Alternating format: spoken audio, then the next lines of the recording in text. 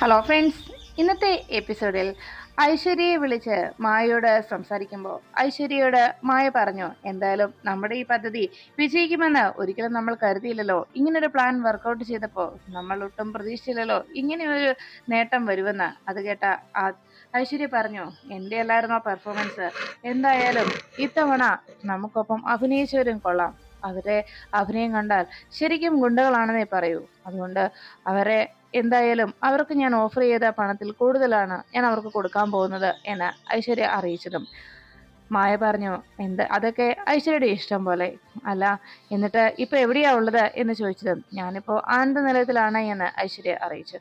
കൃത്യസമയത്ത് അതുവഴി ശ്യാമയും അഖിലും വസുന്ധരാമയും വരുന്നുണ്ടെന്നുള്ള വിവരം എന്നെ മായ വിളിച്ച് അറിയിച്ചത് കൊണ്ടാണ് അതുപോലെയെല്ലാം ചെയ്യാനും അതൊക്കെ സംഭവിക്കാനും ഇടയായത്. അതിൽ ഒത്തിരി താങ്ക്സ് ഉണ്ട് എന്ന് മായയോട് ഐശ്വര്യ പറയുമ്പോൾ മായ പറഞ്ഞു, എൻ്റെ ഫ്രണ്ടിനെ സഹായിക്കേണ്ടത് എൻ്റെ കടമയല്ലേ. അത് കേട്ട ഐശ്വര്യ പറഞ്ഞു, കൃത്യസമയത്ത് അവിടേക്ക് എത്തിയത് കൊണ്ട് ആ ശ്യാമയും എന്നെ സഹായിച്ചു. ശ്യാമ അറിഞ്ഞല്ല നമ്മളെ സഹായിച്ചത്, മറിച്ച് അഖിലിനെ അവർ വേദനിപ്പിക്കാൻ തുടങ്ങുന്നത് കണ്ട് ആ ഗുണ്ടകളെല്ലാവരും ചേർന്ന് അഖിലിനെ ശരിക്കും അടിച്ചോടിക്കാൻ നോക്കുമ്പോൾ അതിൽ നിന്ന് അഖിലിന് രക്ഷപ്പെടാൻ കഴിയില്ലെന്ന് തോന്നിയ ആ നിമിഷം ശ്യാമ ഉടനെ പോലീസിനെ വിളിച്ചു. അങ്ങനെയാണ് പോലീസ് കൃത്യസമയത്ത് അവിടേക്ക് എത്തിയത്. ആ സമയത്ത് എൻ്റെ കൂടെ ഉണ്ടായിരുന്നവരെല്ലാവരും ഓടി രക്ഷപ്പെടുകയും ചെയ്തു. എന്തായാലും പോലീസ് അവിടേക്ക് എത്തിയതും ഞാൻ കൃത്യമായി പ്ലേറ്റ് തിരിക്കുകയും ചെയ്തു. എൻ്റെ അഭിനയത്തിനിടയിൽ ഞാൻ ശ്യാമയുടെ കയ്യിൽ നിന്ന് 5 ലക്ഷം രൂപ അടിച്ചു മാറ്റുകയും ചെയ്തു. അങ്ങനെ ശ്യാമയുടെ കയ്യിൽ നിന്ന് 5 ലക്ഷം രൂപ ഞാൻ എൻ്റെ അക്കൗണ്ടിലേക്കും ട്രാൻസ്ഫർ ചെയ്തു. അപ്പോഴാണ് പോലീസ് അവിടേക്ക് എത്തിയത്. അവരുടെ മുന്നിൽ ഞാൻ നല്ല തകർത്ത് അഭിനയിച്ചു.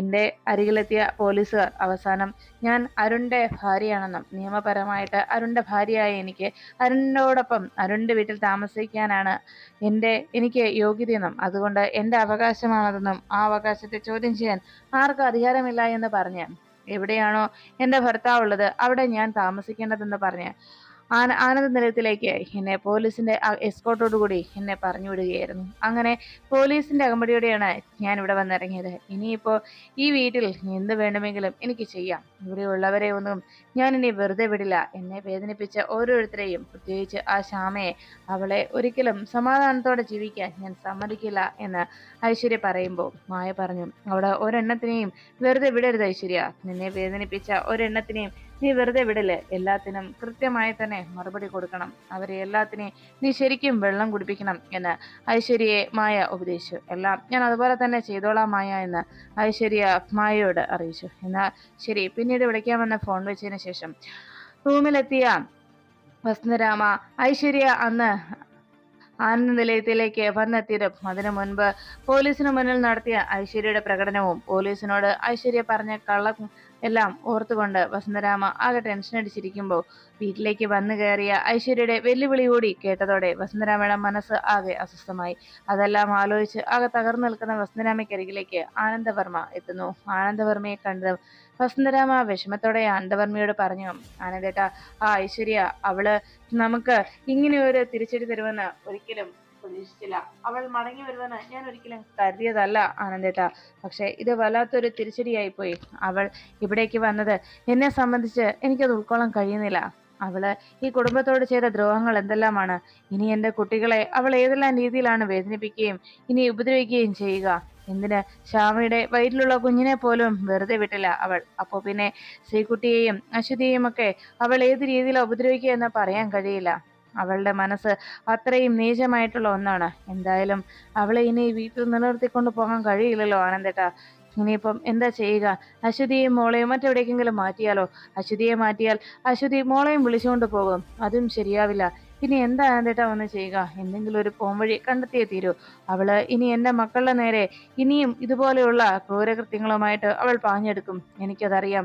അവളെ ഒരിക്കലും വിശ്വസിക്കാൻ കഴിയില്ല. അവളെ ഈ വീട്ടിൽ നിലനിർത്തിക്കൊണ്ട് പോകുന്നത് തന്നെ വലിയ അപകടമാണ് ആനന്ദേട്ട എന്നെല്ലാം വസന്തരാമ വിഷമത്തോടെ പറഞ്ഞു. എല്ലാം കേട്ട് നിന്ന ആനന്ദവർമ്മ എന്ത് പറയണമെന്നറിയാതെ അങ്ങനെ വേദനിച്ച് നിൽക്കുമ്പോൾ വസുന്ധരാമ പറഞ്ഞു, ഇന്ന് കൃത്യമായി തന്നെ അവൾ നമ്മുടെ മുന്നിലേക്ക് വന്നെത്തുമെന്ന് ഒരിക്കലും പ്രതീക്ഷയില്ല. അത് മാത്രമല്ല, ആ പോലീസുകാരുടെ മുന്നിലുണ്ടായിരുന്ന അവളുടെ അഭിനയവും അതാണ് ശരിക്കും നമ്മളെ വലച്ചത്. ആകെ പെട്ടുപോയി ആനന്ദേട്ട. ഇതിൽ നിന്ന് എങ്ങനെ നമ്മൾ പുറത്തിറങ്ങും എന്ന് വസുന്ധരാമ സങ്കടപ്പെടുന്നത് കണ്ട് ആനന്ദവർമ്മ പറഞ്ഞു, വസു, താനിങ്ങനെ ടെൻഷനാവാതെ, എന്തെങ്കിലും ഒരു പോംവഴി നമുക്ക് കാണാം. എന്തായാലും ശ്യാമയോട് പറയാം. ശ്യാമയും അശ്വതിയും മോളും നമ്മുടെ മുന്നിൽ തന്നെ ഉണ്ടല്ലോ. അവൾ ഏതെങ്കിലും വിധേന അപായപ്പെടുത്താൻ ശ്രമിച്ചാൽ അതിനുള്ള മറുപടിയും തക്ക ശിക്ഷയും നമുക്ക് കൊടുക്കാം. ഇനി അവൾ അതിന് മുതിരില്ല എന്ന് വേണം വിശ്വസിക്കാൻ. എന്തായാലും ഇനി അതിനെക്കുറിച്ച് ഓർത്ത് ടെൻഷൻ ആവണ്ട എന്ന് ആനന്ദവർമ്മ വസുന്ധരാമയെ സമാധാനിപ്പിച്ചു. അപ്പോഴേക്കും വസുന്ധരാമയോട് ആനന്ദവർമ്മ പറഞ്ഞു, ഇതിന് എന്തെങ്കിലും ഒരു പോംവഴി ശ്യാമ കണ്ടുപിടിക്കും. ശ്യാമയോട് നമുക്ക് സംസാരിക്കാം, ശ്യാമയോട് ചോദിക്കാം ഇതിനെന്താ ഒരു പരിഹാരമെന്ന്. അത് കേട്ട വസുന്ധരാമ പറഞ്ഞു, ശരിയാണ് ആനന്ദേട്ട, ശ്യാമയ്ക്ക് ഇതിനൊരു പരിഹാരം കണ്ടെത്താൻ കഴിയും. ശ്യാമയോട് നമുക്ക് സംസാരിക്കാം. ശ്യാമ തന്നെയാണ് ഇതിനൊരു പരിഹാരം കണ്ടെത്തുക. ശ്യാമയ്ക്ക് അതിന് സാധിക്കും. എന്തായാലും എത്രയും വേഗം ഐശ്വര്യയുടെ ശല്യം ഒഴിവാക്കിയേ തീരൂ എന്ന് വസുന്ധരാമ ആനന്ദവർമ്മയോട് അറിയിച്ചു. ആനന്ദവർമ്മ ആ നിമിഷം വസുന്ധരാമയെ സമാധാനിപ്പിക്കുന്നു. വസുന്ധരാമ പറഞ്ഞു, ഐശ്വര്യ, ഇനി അവൾക്ക് ഈ വീട്ടിൽ എൻ്റെ മോളുടെ സ്ഥാനമല്ല ഉണ്ടാവുക. അവള് ഞാൻ എൻ്റെ മരുമകളായിട്ട് കരുതിയ അല്ല, ഞാൻ എൻ്റെ മോളായിട്ടാണ് അവളെ കരുതിയിരുന്നത്. ആ മകൾ ഐശ്വര്യ ദേവതയെന്ന് പറഞ്ഞ് ഞാൻ നടന്നിരുന്ന ആ ഐശ്വര്യ, അവൾ എൻ്റെ മനസ്സിൽ എന്നേ മരിച്ചു കഴിഞ്ഞു. ഇനി അവൾക്ക് ഈ വീട്ടിൽ ഞാൻ കൊടുക്കുന്ന സ്ഥാനം ഒരു വേലക്കാരിയുടേത് മാത്രമാണ്. അവളെ ഞാൻ ശരിക്കും മര്യാദ പഠിപ്പിക്കും ആനന്ദേട്ടാ. നോക്കിക്കോ, അവൾക്കൊരു സമാധാനവും ഞാൻ കൊടുക്കില്ല. ഒരു വേലക്കാരിക്ക് എന്താണ് ഈ വീട്ടിലെ പരിഗണന, അത് മാത്രമായിരിക്കും അവൾക്ക് ഇനി ഈ വീട്ടിലുണ്ടാവുക എന്ന് വസുന്ധരാമ ആനന്ദവർമ്മയോട് അറിയിച്ചു. അതിനുശേഷം ആനന്ദ നിലയത്തിന്റെ മുറ്റത്തേക്ക് ഒരു കാറ് വന്നു. അതിൽ നിന്ന് ഒരു വ്യക്തിയെ കൂടെ ഉണ്ടായിരുന്ന ആള് വേഗം കൂട്ടിക്കൊണ്ടുവന്ന് നേരെ ആനന്ദ നിലയത്തിലേക്ക് കയറ്റി.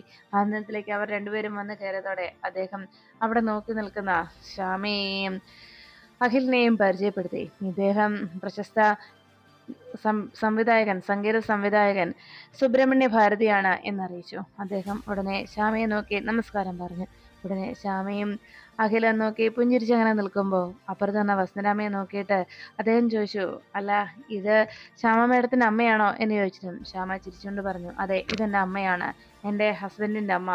അത് കേട്ട ഉടനെ, കൊള്ളാം, നിങ്ങൾ ഒരു ഭാഗ്യവതി തന്നെയാണ്. ഇത്രയും നല്ല ഒരു പാട്ടുകാരിയായ ഇതുപോലെയുള്ള ഒരു മരുമകളെ സ്വന്തമായി കിട്ടിയില്ലേ എന്ന് ചോദിച്ച് വസുന്ധരാമയെ പുകഴ്ത്തുമ്പോൾ ആ വാക്കുകൾ കേട്ട് വസുന്ധരാമ വളരെ സന്തോഷത്തോടെ അഖിലിനെയും ശ്യാമയെ നോക്കി പുഞ്ചിരിയോടെ നിന്നു. ഉടനെ തന്നെ വസുന്ധരാമ ആ വാക്കുകൾ കേട്ട് അങ്ങനെ സന്തോഷിച്ച് നിൽക്കുമ്പോൾ അവിടേക്ക് ഐശ്വര്യ വന്നെത്തി. ഐശ്വര്യ മറിഞ്ഞു നിന്ന് അവരുടെ സംസാരം കേട്ടുകൊണ്ടിരുന്നു. അപ്പോഴേക്കും വസുന്ധരാമ പറഞ്ഞു, അതെ, എൻ്റെ മോൾക്ക് ഇങ്ങനൊരു സൗഭാഗ്യം കൊടുത്തല്ലോ, അതിൽ ഒത്തിരി സന്തോഷമുണ്ട് എന്ന് വസുന്ധരാമ അറിയിക്കുമ്പോൾ ഐശ്വര്യ അവിടെ നിന്ന് അതെല്ലാം കേട്ടുകൊണ്ടിരുന്നു. ഉടനെ അദ്ദേഹം പറഞ്ഞു, അതെ, ഞങ്ങൾ ഇന്ന് വന്ന കാര്യം എന്താണെന്ന് പറയാം. ബാഹുബലി ബ്രഹ്മാണ്ഡ സിനിമ അറിയാവല്ലോ, അതിൻ്റെ അടുത്ത പാട്ട് വരികയാണ്. അതിൽ പാട്ടുകൾ മുഴുവൻ ശ്യാമയെ കൊണ്ട് പാടിക്കണമെന്നതാണ് ഞങ്ങളുടെ ആഗ്രഹം. അത് കേട്ടതും ഉടനെ തന്നെ ആകെ ഞെട്ടലോടെ അദ്ദേഹത്തിന്റെ ആ ഒരു ഓഫർ കേട്ട് അഖിലും ശ്യാമയും ഞെട്ടലോടെ നോക്കി. ഉടനെ തന്നെ അദ്ദേഹം പറഞ്ഞു, ഈ ഒരു ഓഫർ അതിൽ ശ്യാമ മേഡത്തിന് ഞങ്ങൾക്ക് വേണ്ടി പാടാൻ കഴിയുമോ? മേഡം മലയാളത്തിൽ മാത്രമല്ല തമിഴിലും ഒരു വലിയ പാട്ടുകാരിയായി മാറണമെന്നതാണ് ഞങ്ങളുടെ ആഗ്രഹം. അതുകൊണ്ട് തന്നെ മേഡത്തിന്റെ വോയിസ് അത് കേട്ട് കഴിഞ്ഞാൽ അറിയാം ആ കൃഷ്ണഭക്തി ഭഗവാൻ നേരിട്ട് വന്ന് പ്രത്യക്ഷപ്പെടും. അത്രയും ഗംഭീരമാണ് മേഡത്തിന്റെ ആലാപന ശൈലിയും ആ സംഗീതത്തിന്റെ മാധുര്യവുമൊക്കെ. അതുകൊണ്ട് ആ സ്വരമാധുര്യം കേട്ട് കഴിഞ്ഞാൽ ആരും ആ പാട്ടിൽ ലയിച്ചു പോകും. അതുകൊണ്ട് മേഡത്തിന് ഞങ്ങളുടെ ഈ ഓഫർ സ്വീകരിക്കാൻ കഴിയുമോ? മേഡത്തിന്റെ റെമ്യൂണറേഷനെ കുറിച്ച് ഞങ്ങൾ ഒന്നും പറയുന്നില്ല, അത് മേഡത്തിന്റെ ഇഷ്ടം, മേഡം എത്ര പറഞ്ഞാലും അത് ഞങ്ങൾക്ക് ഓക്കെയാണ് എന്നൊക്കെ അദ്ദേഹം അറിയിച്ചു. അതെല്ലാം കേട്ടതും അഖില് വേഗം ശ്യാമയെ നോക്കി, എടോ, ഈ പ്രഗ്നൻസി ടൈമിൽ എങ്ങനെയാടോ എന്ന് ചോദിച്ചതും ശ്യാമ പറഞ്ഞു, അത് പ്രശ്നമില്ല അഖിൽ സാർ, ഇത് വലിയൊരു ഓഫറാണ്, ഇത് കളയണ്ട എന്നാണ് എൻ്റെ ഒരു അഭിപ്രായം. എന്ന് ശ്യാമ അഖിലിനോട് പറഞ്ഞു. ഉടനെ അത് കേട്ട് നിന്ന വസുന്ധരാമയോട് അഖിൽ ചോദിച്ചു, അമ്മയുടെ അഭിപ്രായം എന്താ എന്ന് ചോദിച്ചിട്ടും ഉടനെ വസുന്ധരാമ പറഞ്ഞു, അതെ, ശ്യാമ മോള് പറഞ്ഞ പോലെ ഇത്രയും വലിയൊരു ഓഫർ അല്ലേ, അതും മോള് പറഞ്ഞതുപോലെ അവസരം അങ്ങനെ എപ്പോഴും എല്ലാവർക്കും കിട്ടിയെന്ന് വരില്ല എന്ന് പറഞ്ഞപ്പോൾ ഉടനെ അത് മാത്രമല്ല, അഹിമോൻ പറഞ്ഞതുപോലെ ഈ ഒരു പ്രഗ്നൻസി ടൈം അതെനിക്കും ഒരു ഡൗട്ടാണ് എന്ന് വസുന്ധരാമ അറിയിച്ചിട്ടും ശ്യാമ പറഞ്ഞു, അമ്മേ, ഭഗവാൻ എല്ലാം കാക്കും അമ്മേ, ഇങ്ങനെ അവസരം ഇനി കിട്ടുകയല്ലോ അമ്മേ എന്ന് ചോദിച്ചതും വസുന്ധരാമ പറഞ്ഞു, അതെ, മോളുടെ ആഗ്രഹം പോലെ ഇതുപോലൊരു അവസരം ഇനി എപ്പോഴും എല്ലാവർക്കും വന്നെന്ന് വരില്ല എന്ന് വസുന്ധരാമ അറിയിച്ചതും അഖിലിനെ നോക്കിയിട്ട് ശ്യാമ പറഞ്ഞു, അമ്മേ, അഖിൽ സാർ എൻ്റെ കൂടെയുള്ളപ്പോൾ ഞാൻ പിന്നെ എന്തിനാ പേടിക്കുന്നത്, അഖിൽ സാറ് എൻ്റെ ഒപ്പം ഉണ്ടല്ലോ എന്ന് പറഞ്ഞപ്പോൾ ഉടനെ വസുന്ധരാമ പറഞ്ഞു, അങ്ങനെയാണെങ്കിൽ മോള് വാക്കു കൊടുത്തു. അത് കേട്ട ഉടനെ അഖിൽ പറഞ്ഞു, ശരിയമ്മേ, എന്നാ അങ്ങനെ തന്നെ തീരുമാനിക്കാവല്ലേ എന്ന് അഖിലും സമ്മതിച്ചു. അങ്ങനെ വസുന്ധരാമയുടെ അനുമതിയോടെ അഖിൽ ശ്യാമയുടെ ആഗ്രഹം സാധിച്ചു കൊടുക്കാൻ തയ്യാറായി. ശരി, ഈ ഇങ്ങനെയൊരു ആവശ്യം അല്ലെങ്കിൽ ഇങ്ങനെയൊരു ഓഫർ വന്നത് ഞങ്ങൾക്ക് അതിൽ യാതൊരു വിരോധവുമില്ല എന്ന് അഖിൽ അദ്ദേഹത്തോട് അറിയിച്ചു. ഉടനെ തന്നെ അദ്ദേഹം തൻ്റെ ചെക്ക് ലീഫ് കയ്യിലെടുത്ത് അതിൽ 10 ലക്ഷത്തിൻ്റെ ഒരു ചെക്ക് ലീഫ് വലിച്ച് കീറിയെടുത്ത് ശ്യാമയ്ക്ക് നേരെ നീട്ടി.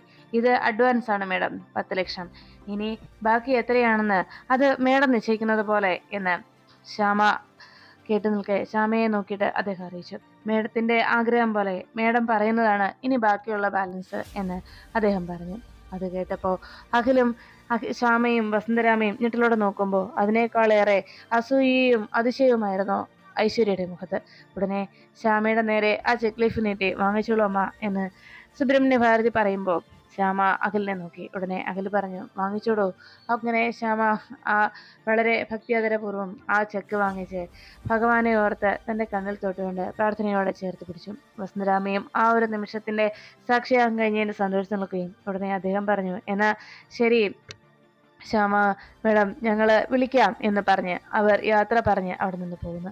അവർ പോയതിനു ശേഷം ശ്യാമ തനിക്ക് അവർ വെച്ച് നീട്ടിയ ആ 10 ലക്ഷത്തിൻ്റെ ആ ചെക്ക് ലീഫ് ആ അഡ്വാൻസ് തുകയുമായിട്ട് നേരെ കണ്ണൻ്റെ മുന്നിലേക്ക് എത്തി. പൂജാമുറിയിലെത്തി ഭഗവാനോട് ശ്യാമ നന്ദി പറയുന്നു. ഭഗവാനെ, ഇങ്ങനെയൊരു സൗഭാഗ്യം നീ എനിക്ക് നേരെ നീട്ടിയല്ലോ, ഇതിൽ ഞാൻ എത്ര നന്ദി പറഞ്ഞാലും മതിയാവില്ല. അതിനുശേഷം ശ്യാമ കണ്ണനെ നോക്കിയിട്ട് പറഞ്ഞു, അല്ല, ഞാനെന്തിനാ നിന്നോട് നന്ദി പറയുന്നത്, ഞാൻ നിന്റെ പ്രിയപ്പെട്ട ശ്യാമയല്ലേ എന്ന് ചോദിച്ചുകൊണ്ട് ശ്യാമ വേഗം പൂജാമുറിയിൽ നിന്ന് പോകാൻ തുടങ്ങുമ്പോൾ ശ്യാമയുടെ സംസാരമൊക്കെ കേട്ട് അവിടെ നിൽക്കുകയായിരുന്നു ഐശ്വര്യ. ഉടനെ ശ്യാമ അകത്തേക്ക് പോകാൻ തുടങ്ങുമ്പോൾ ഐശ്വര്യ മുന്നിലേക്ക് എത്തി. ആഹാ ശ്യാമേ, ഞാനിപ്പോഴാണ് അറിഞ്ഞത് കേട്ടോ, ഇത്രയും വലിയൊരു ചാൻസ് ശ്യാമയ്ക്ക് കിട്ടിയ കാര്യം. കൊള്ളാം. അപ്പോൾ തമിഴിലൊക്കെ പാടാൻ പോവാ അല്ലേ? കൊള്ളാം കേട്ടോ. എന്തായാലും വലിയ പാട്ടുകാരിയാകാൻ പോവല്ലേ? വല്ലാത്തൊരു ഭാഗ്യം തന്നെയാ. അപ്പോൾ ഇനി കോടികൾ കൈ കിട്ടുമല്ലോ അല്ലേ എന്നൊക്കെ ഐശ്വര്യ ചോദിച്ചു. ഇനി തമിഴിലെ പാട്ടെന്ന് പറഞ്ഞാൽ ചെന്നൈയിലായിരിക്കുമല്ലോ റെക്കോർഡിങ്, ഞാനും വരാം ശ്യാമയുടെ കൂടെ എന്ന് ഐശ്വര്യ പറയുമ്പോൾ അത് കേട്ടുകൊണ്ട് വസുന്ധരാമ അവിടേക്ക് എത്തി. എന്തിനാ ശ്യാമയെ ഇനിയും കൊല്ലാനോ എന്ന് ചോദിച്ചുകൊണ്ട് അരികിലേക്ക് വന്ന വസുന്ധരാമയുടെ കലിയോടുള്ള നോട്ടം കണ്ട് ഐശ്വര്യ അമ്മേ എന്ന് വിളിച്ചു. മിണ്ടി പോകരുത് നീ, നിന്റെ ഈ സംസാരമൊന്നും ഇനി എൻ്റെ നേരെ വേണ്ട, നിന്നെ എനിക്ക് വ്യക്തമായിട്ട് മനസ്സിലായി കഴിഞ്ഞു എന്ന് ദേഷ്യത്തോടെ വസുന്ധരാമ ഐശ്വര്യയോട് പറഞ്ഞു. അപ്പോഴേക്കും ഐശ്വര്യ പറഞ്ഞു, അമ്മേ, ഞാൻ അമ്മയുടെ പ്രിയപ്പെട്ട മോളല്ലേ എന്ന് ചോദിച്ചപ്പോൾ വസുന്ധരാമ പറഞ്ഞു, അതായിരുന്നു, അങ്ങനെ ഒരു മകളായിരുന്നു നീ, പക്ഷേ ആ മകൾ മരിച്ചു കഴിഞ്ഞു. എൻ്റെ മനസ്സിൽ അങ്ങനെ ഒരു മകൾ ഇനിയില്ല. ഇപ്പോ ആ അമ്മയുടെ വിശ്വാസം ഇല്ലാതാക്കി കളഞ്ഞു നീ. അങ്ങനെ ഒരു നിന്നെ സ്നേഹിച്ചിരുന്ന ഒരു അമ്മ ഇവിടെ ഉണ്ടായിരുന്നു, ആ അമ്മയുടെ മനസ്സിനെ നീ തന്നെ ചവിട്ടി അരച്ചു കൊന്നു. അത് കേട്ട ഉടനെ ഐശ്വര്യ ഞെട്ടോടെ നോക്കുമ്പോൾ ശ്യാമയോട് വസുന്ധരാമ പറഞ്ഞു, മോളെ, ഒരു കാരണവശാലും ഇവളോട് ഡീറ്റെയിൽസ് ഒന്നും പറഞ്ഞു കൊടുക്കരുത്. കാരണം ഇവള് നമ്മളെ ചതിക്കും. ഡീറ്റെയിൽസ് അറിഞ്ഞിട്ട് ഇവള് പുറകിൽ നിന്ന് നമ്മളെ തകർക്കുന്നതിന് വേണ്ടിയുള്ള നീക്കങ്ങൾ നടത്തും. അതിനുവേണ്ടിയാണ് ഇവൾ അടുത്തുകൂടി വിശേഷങ്ങൾ ചോദിക്കുന്നതും അന്വേഷിക്കുന്നതും. ഒരു കാരണവശാലും ഒരു ഡീറ്റെയിൽസും ഇവളോട് പങ്കുവെക്കരുത് മോളെ എന്ന് വസുന്ധരാമ ശ്യാമയോട് പറഞ്ഞു. ഐശ്വര്യ, നീ എത്രയും വേഗം എന്റെ മുന്നിൽ നിന്ന് പൊക്കോ. ഇവിടെ നിനക്കുള്ള സ്ഥാനം ഇപ്പോ ഒരു വേലക്കാരിയുടേത് മാത്രമാണ്, ഒരടിമ. അത് മാത്രമാണ് നീ ഈ വീട്ടില്. അല്ലാതെ ഇനി നിനക്ക് ഈ വീട്ടിൽ മറ്റൊരു സ്ഥാനവുമില്ല. ഈ കുടുംബത്തിന്റെ കാര്യങ്ങളെ അഭിപ്രായം പറയാനുള്ള ഒരു സ്വാതന്ത്ര്യവും നിനക്കില്ല എന്ന് പറഞ്ഞ് വസുന്ധരാമ ഐശ്വര്യയെ താക്കീത് ചെയ്തു. ഐശ്വര്യ അത് കേട്ട് അമ്മ എന്താ അമ്മ ഇങ്ങനെയൊക്കെ എന്ന് ചോദിക്കുമ്പോൾ വസുന്ധരാമ പറഞ്ഞു, വേണ്ട, ഇനി ഒരക്ഷരം നീ മിണ്ടരുത്. എന്റെ കൺമുന്നിൽ നിന്ന് പൊക്കോ, അല്ലെങ്കിൽ ഞാൻ എന്തെങ്കിലും നിയന്ത്രണം വിട്ട് ചെയ്തു പോകും എന്ന് പറഞ്ഞ് വസുന്ധരാമ കൈ ഉയർത്തിക്കൊണ്ട് ഐശ്വര്യയ്ക്ക് നേരെ പാഞ്ഞു വരുമ്പോൾ വേഗം ശ്യാമ വസുന്ധരാമയെ തടയുന്നു. വേണ്ടമ്മേ, വേണ്ട. ഐശ്വര്യടുത്തി, ഒന്ന് വേഗം പോകാവോ ഇവിടെ നിന്ന്? വെറുതെ തല്ലുകൊള്ളാതെ ഒന്ന് പോകാവോ എന്ന് ചോദിച്ചതും ശ്യാമയോട് പൊട്ടിക്കരഞ്ഞുകൊണ്ട് ഐശ്വര്യ ശ്യാമയെന്ന് വിളിച്ചു. ഐശ്വര്യടുത്തിയോടെ പറഞ്ഞത് ഒന്ന് പോകാവോ എന്ന് ശ്യാമ ദേഷ്യത്തോട് ചോദിച്ചു. ഉടനെ തന്നെ ഐശ്വര്യ വിഷമത്തോടെ അവിടെ നിന്ന് പോകുമ്പോൾ വസുന്ധരാമ ശ്യാമയോട് പറഞ്ഞു, മോളെ നീ സൂക്ഷിക്കണം. ആ ഐശ്വര്യ, അവൾ നമ്മൾ വിചാരിച്ചതുപോലെയല്ല. അവളുടെ മനസ്സ് അത്രയും നീചവും ക്രൂരതയും നിറഞ്ഞതാണ്. ദുഷ്ട മനസ്സാണ്. അതുകൊണ്ട് തന്നെ മോള് സൂക്ഷിക്കണം. അവളോട് ഒരു കാര്യവും മോള് പറയാൻ പോകരുത്. അവളുമായിട്ട് ഒരു ചങ്ങാത്തവും വേണ്ട മോളെ എന്ന് പറഞ്ഞ് വസുന്ധരാമ ശ്യാമയോട് പറയുമ്പോൾ ശ്യാമ വസുന്ധരാമയെ സമാധാനിപ്പിച്ചു. അമ്മ പേടിക്കണ്ട. അമ്മ ആശങ്കപ്പെടുന്നത് പോലെ ഒന്നും സംഭവിക്കില്ല. അമ്മ സമാധാനപ്പെട് എന്ന് പറഞ്ഞ് ശ്യാമ വസുന്ധരാമയെ സമാധാനിപ്പിച്ച് അവിടെ നിന്ന് കൂട്ടിക്കൊണ്ടുപോകുന്നു. ഈ സമയത്ത് ഐശ്വര്യ വസുന്ധരാമയുടെ മുഖത്തേക്ക് നോക്കി, വസുന്ധരാമ, ഇവരാണ് എൻ്റെ പ്രധാന ശത്രു. എന്നെ ഇത്രയും നാളും സ്നേഹിച്ചു നടന്ന ഇവർ ഇപ്പോൾ എന്നെ തള്ളി പറഞ്ഞിരിക്കുന്നു. ഇവരെ ഞാൻ വെറുതെ വിടില്ല. ഇവരെ ഞാൻ കരയിക്കും എന്നെല്ലാം മനസ്സിൽ പറഞ്ഞുകൊണ്ട് ഐശ്വര്യ നേരെ കിച്ചണിലേക്ക് പോയി. അപ്പോഴാണ് കിച്ചണിൽ ജോലി ചെയ്തുകൊണ്ടിരിക്കുന്ന അശ്വതിയെ അവൾ കണ്ടത്. പിന്തിരിഞ്ഞ് പാചകം ചെയ്തുകൊണ്ടിരിക്കുന്ന അശ്വതിയെ കണ്ടതോടെ ഐശ്വര്യയുടെ മനസ്സിൽ ആകെപ്പാകെ കയറി. ഐശ്വര്യയുടെ മനസ്സിലേക്ക് ആ നിമിഷം ഓടിയെത്തിയത് അരുണിന്റെ നെഞ്ചിലേക്ക് ചേർന്ന് നിന്നിരുന്ന അശ്വതിയുടെ മുഖമായിരുന്നു. ഐശ്വര്യയെ ചേർത്ത് പിടിച്ച് അരുൺ ആശ്വസിപ്പിച്ചിരുന്ന ആ ഒരു നിമിഷമായിരുന്നു ഐശ്വര്യയുടെ മനസ്സിലേക്ക് വന്നത്. ആ ഓർമ്മ മനസ്സിൽ വെച്ചുകൊണ്ട് അവിടെ പാചകം ചെയ്തുകൊണ്ടിരിക്കുന്ന അശ്വതിയെയും നോക്കി കലിയോടെ ഐശ്വര്യ നിന്നു. അപ്പോഴാണ് അവിടെ വെജിറ്റബിൾ കട്ട് ചെയ്യാനായി എടുത്ത് ആ ട്രെയിൽ വെച്ചിരിക്കുകയും അതിന് ഒപ്പം തന്നെ ഒരു കത്തിയും അവിടെ ഇരിക്കുന്നത് ഐശ്വര്യ കണ്ടത്. ആ കത്തിയിൽ ഐശ്വര്യയുടെ നോട്ടം പൊഴിയുന്നു. ഐശ്വര്യ ആ കത്തിയിലേക്ക് നോക്കി. അതുകൊണ്ട് തന്നെ അവളെ അങ്ങ് തീർക്കാം എന്ന് ഐശ്വര്യ മനസ്സിൽ ചിന്തിച്ചു. അങ്ങനെ അശ്വതിയെ ആക്രമിക്കാനായി ആ കിച്ചണിൽ അശ്വതിയുടെ അരികിലേക്ക് ഐശ്വര്യ പതിയെ നടന്നെടുക്കുകയും അവിടെ ഇരിക്കുന്ന ആ കത്തി അശ്വതി കാണാതെ കൈക്കലാക്കുന്നു. അടുത്ത എപ്പിസോഡിൽ അരുൺ ഐശ്വര്യയിൽ നിന്ന് വിവാഹമോചനം നേടുന്നതിന് വേണ്ടി വക്കീലുമായി സംസാരിക്കണം. വക്കീലിനോട് വിവരങ്ങൾ പറഞ്ഞതിന് ശേഷം അദ്ദേഹം അരുണിനോട് അറിയിച്ചു, അരുൺ, ഐശ്വര്യയിൽ നിന്ന് വിവാഹമോചനം അത്ര എളുപ്പം കിട്ടുന്ന കാര്യമല്ല. പ്രത്യേകിച്ച് ഈ ഒരു സാഹചര്യത്തിൽ അശ്വതിയും മോളും അരുണിനോടൊപ്പം ആ വീട്ടിൽ കഴിയുന്ന ഏത് സാഹചര്യത്തിൽ ഒരു കാരണവശാലും ഇങ്ങനെയൊരു കേസുമായി ഇങ്ങനെയൊരു ഫയലുമായി നമ്മൾ കോടതിക്ക് സമീപിച്ചാൽ ആ കോടതി ഐശ്വര്യയ്ക്ക് അനുകൂലമായിട്ടുള്ള വിധിയെ പ്രഖ്യാപിക്കൂ. ഐശ്വര്യയ്ക്ക് അനുകൂലമായി തീരുകയും ചെയ്യും കോടതിയുടെ നിഗമനവും തീരുമാനവും. അതുകൊണ്ട് അശ്വതിയെയും കുഞ്ഞിനെയും ഇനിയും ആനന്ദ നിലയത്തിൽ തുടർന്നു നിർത്തുന്നത് ശരിയല്ല എന്ന് വക്കീൽ അരുണിനെ ബോധ്യപ്പെടുത്തുന്നു.